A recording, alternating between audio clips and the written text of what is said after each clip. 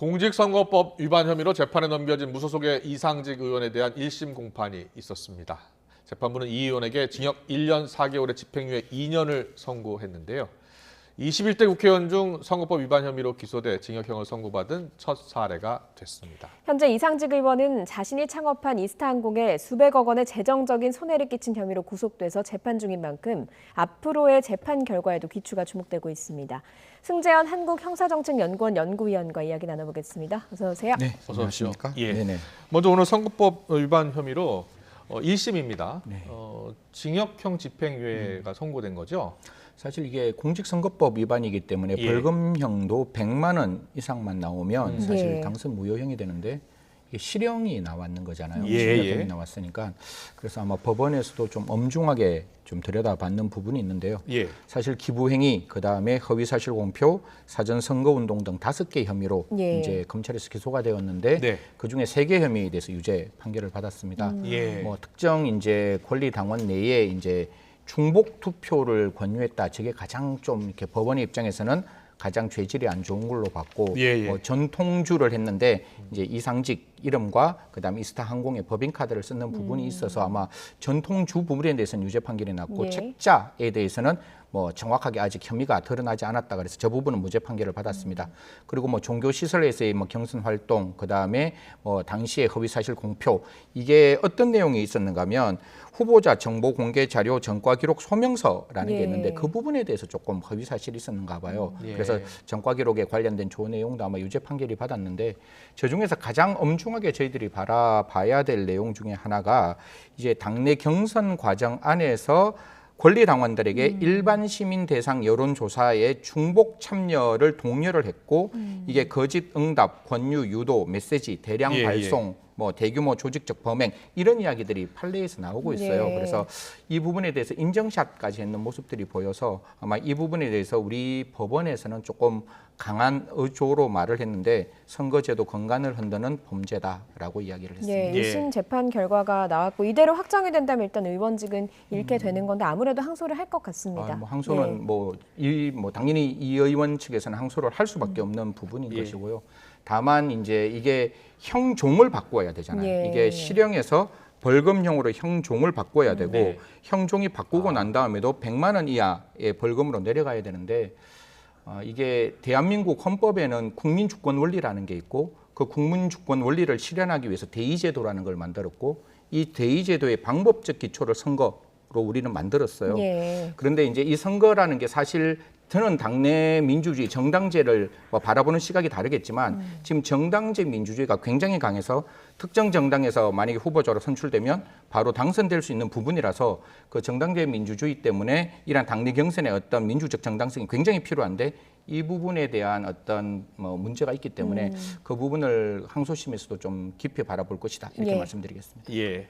이상직 의원이 지금 다른 혐의로도 구속돼서 재판을 받고 있는 거잖아요. 네네. 또 업무상 횡령 등의 혐의더라고요. 예, 이게 전체 검찰의 공소 사실을 보니까 555억 정도가 예. 되는데 규모가 상당히 큰데요. 예, 가장 큰 부분이 2015년에 이제 이스타항공 주식 520만 주 약 한 544억 정도 되는 금액을 자녀들이 주주로 있는 이스타홀딩스에 저가 매도를 해서 439억 상당의 재산상 손해를 예. 끼칠 뿐만 아니라 여러 가지 계열사들이 보유하고 있던 채권 가치를 해서 그게 한 56억 정도 그 두 가지가 배임죄가 되는 것이고 회사가 가지고 있던 계열사의 어떤 금전을 횡령했다 이게 한 53억 정도 되는데 그래서 전부 다 50억이 넘어가는 거기 때문에 예. 다 특정 경제 처벌 등에 관한 법률에 따라서 가중 처벌하게 되어 있습니다. 그래서 아마 500억 가까이 되는 돈이기 때문에 이 부분에 대해서도 아마 법원에서는 조금 실형에 나올 가능성이 높다 이렇게 말씀드리겠습니다. 알겠습니다.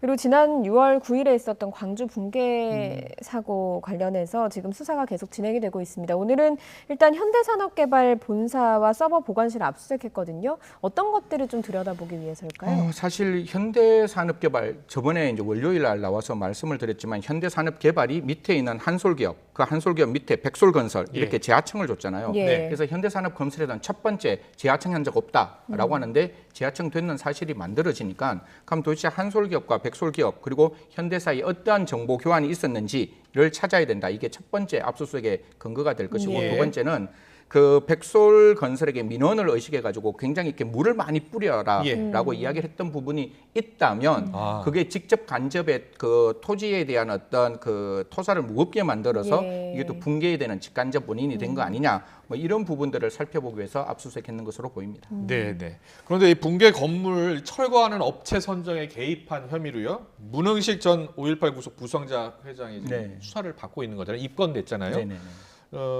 이 문흥식 회장 어떤 사람입니까? 그리고 구체적인 혐의가 뭐예요? 뭐 사실 지금 아직 이제 그 문이라는 사람에 대해서는 여러 가지 살펴봐야 된다. 아까 개입의 정황이 네. 있다라는 맞습니다. 거고 예. 이게 99년에 사실 옛날 판결인데 그 옛날 판결에 사기, 공갈, 협박, 폭행 등으로 인해서 이제 징역형을 선고받는데 그때 1심에 보면 저희들이 많이 알고 있는 신양 오비파 행동대장이다라는 그 문구가 나와요. 예. 근데 그게 2심에서는 지워지고 있기 때문에 사실 이 뭐 정확하게 조직 본인은 폭력배가 아니다. 아니라고 이야기하고 하니까 있죠. 예. 그 부분이 이제 와서 밝혀져야 되는 건데 아, 예. 이제 앞에 있는 그 명칭이 있다 보니까 이제 뭐 조직 폭력배 개입설이 나오게 되고 사실 이제 미국으로 갔습니다. 이게 시애틀로 갔고 예. 아시아나 항공을 타고 갔는데 예, 예. 연락이 됩니까 지금? 사실 뭐 휴대폰은 존재를 할 거잖아요. 아, 예, 그래서 예. 경찰의 입장에서는 오늘 아마 브리핑을 할 때 연락은 된다라고 이야기하고 있어서 아, 예, 예. 아마 곧 이제 돌아오지 않을까. 만약에 안 돌아온다면 방법은 여러 가지가 있습니다. 일단 여권을 무효화 시켜야 될 것이고, 예. 그다음에 인터폴을 통해서 이제 어디에 있는지 적색 수배를 할 것이고, 적색 수배를 한다면 사법 공조를 요청해서